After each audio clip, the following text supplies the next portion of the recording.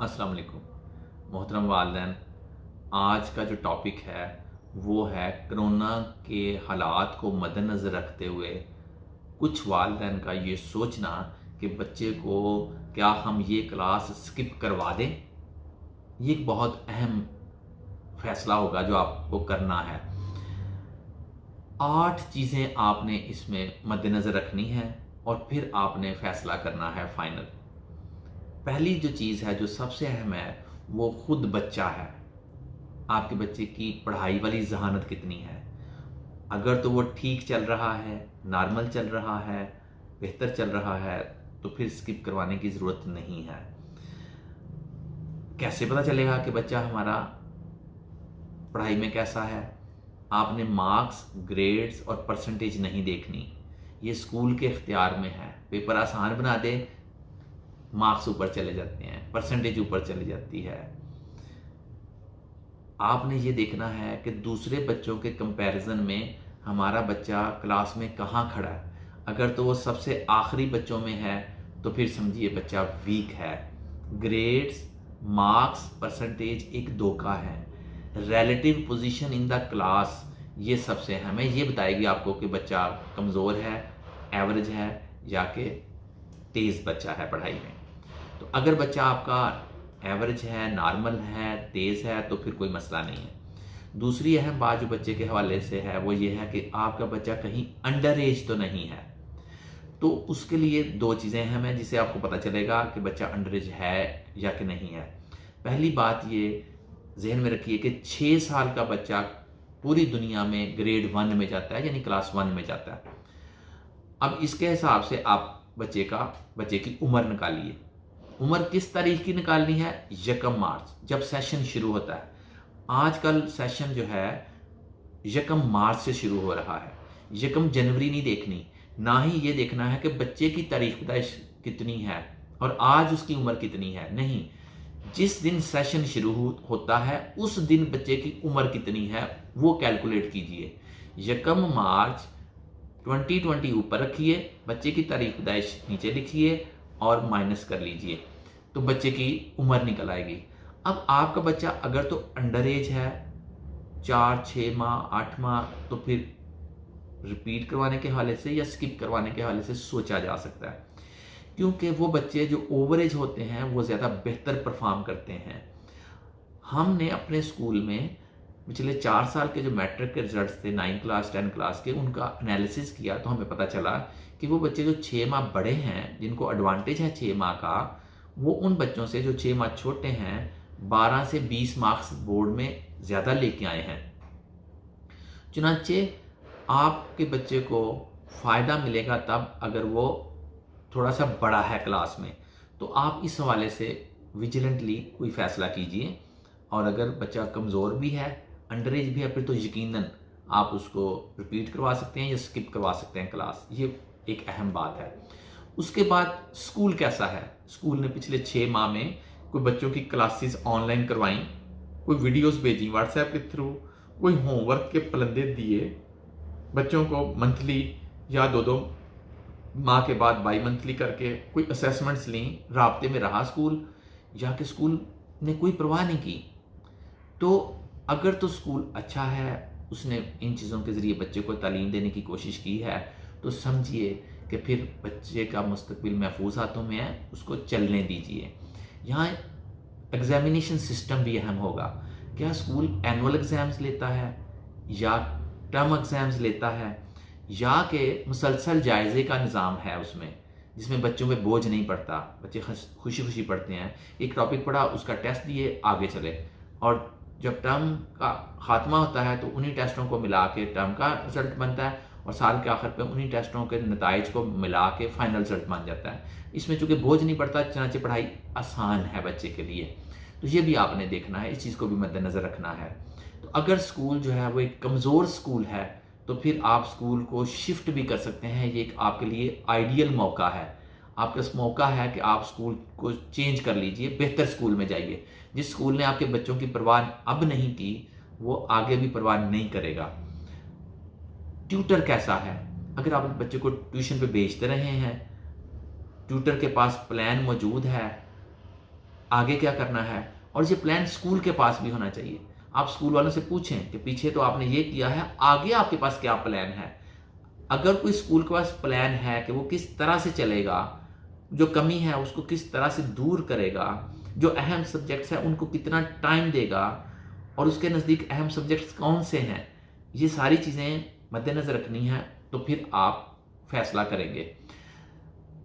आप कैसे हैं बहसीत वालिदैन, आपने कितनी तवज्जो दी है पिछले 6 माह में बच्चे पे, आपने कितना पढ़ाया, आप कितने इन्वॉल्व हैं उसकी पढ़ाई में, ये बात भी तयन करेगी बच्चे को क्लास स्किप करवानी है कि नहीं करवानी है। अगर आप अच्छे पेरेंट्स हैं फिर कोई ज़रूरत नहीं है, अगर आपकी नज़र है हर चीज़ पे फिर कोई ज़रूरत नहीं है स्किप करवाने की। आप उसको अगली क्लास में जाने दीजिए साल के आखिर पे, और ये क्लास पूरी करवाइए।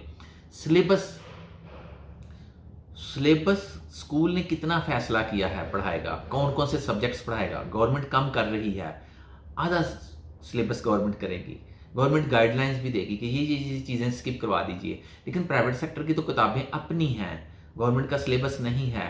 तो यहाँ पे आपने ये देखना है कि स्कूल ने सिलेबस को स्किप करवाते वक्त कितनी होशियारी का सबूत दिया है, कितनी स्मार्टनेस, कितनी विजिलेंस, कितनी जहानत से उन्होंने ये काम किया है। स्कूल से आपने पूछना है।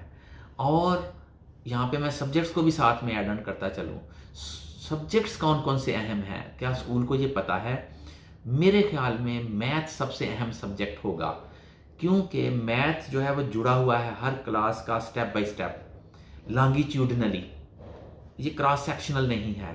यानी उर्दू के मज़ामीन में, इंग्लिश के मज़ामीन में अगर कोई सबक छोड़ देता है बच्चा तो कोई इतना बड़ा मसला नहीं होगा, लेकिन अगर मैथ के टॉपिक्स छूटते हैं तो ये टॉपिक्स आगे जुड़े हुए हैं अगली क्लास से।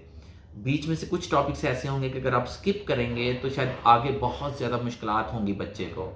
चाहे मैथ को सबसे ज़्यादा विजिलेंटली देखना होगा आपको भी और स्कूल को भी। इसी तरह से अगर स्कूल इंग्लिश मीडियम स्कूल है तो उसको उर्दू को भी विजिलेंटली देखना होगा। उसको आपने चेक करना है, पूछना है कि आपके पास उर्दू और मैथ का क्या प्लान है। इससे आपको पता चलेगा कि आपका बच्चा जिस स्कूल में पढ़ता है वो कितना समझदार है, कितना तेज़ है, कितना इल्म वाला है। देखिए, हुकूमत ने 3 सब्जेक्ट्स की बात की है, इंग्लिश, मैथ, साइंस। लेकिन जो प्राइवेट स्कूल्स हैं और इंग्लिश मीडियम स्कूल्स हैं उनके लिए इंग्लिश बड़ा मसला नहीं है, क्योंकि इंग्लिश में एक बच्चे को इंग्लिश सीखने के लिए सिर्फ 46 अशकाल याद रखना पड़ती हैं। 26 अशकाल छोटी ABC की और 20 अशकाल बड़ी ABC की। 6 अशकाल सेम है, O सेम है, S सेम है, Z सेम है। चुनांचे अगर बच्चा 46 अशकाल याद रख लेता है तो सारी इंग्लिश वो पढ़ सकता है, बोल सकता है, लिख सकता है।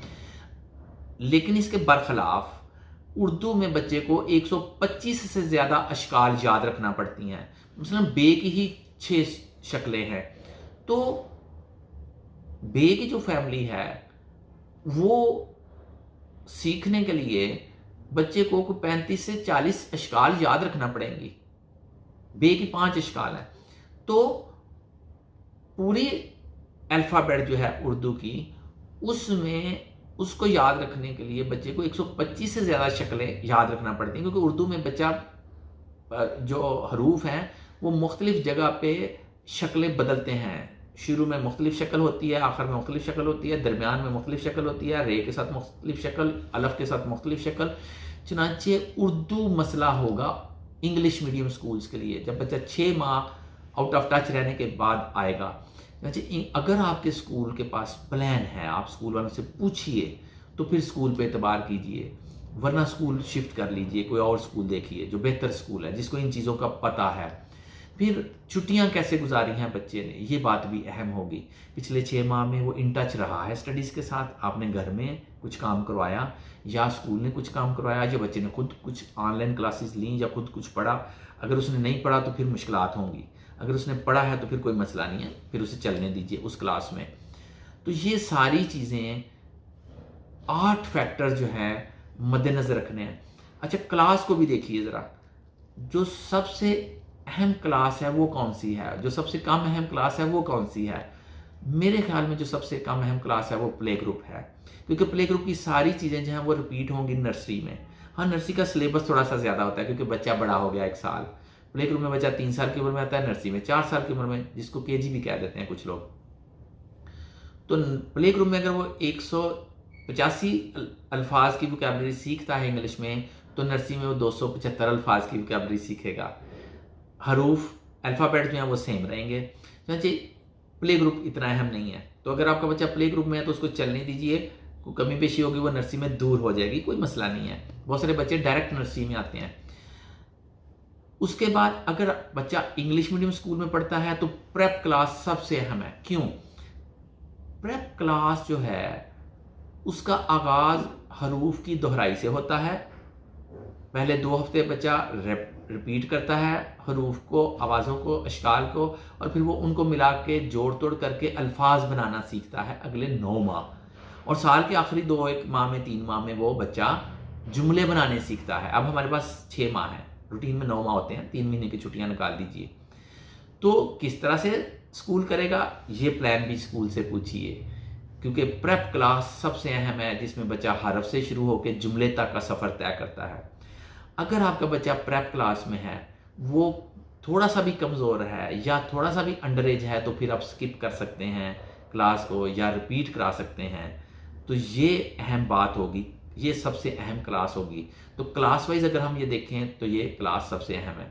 दूसरी जो इससे कम अहम क्लास है लेकिन बाकी क्लासेस से अहम क्लास है वो क्लास 1 है।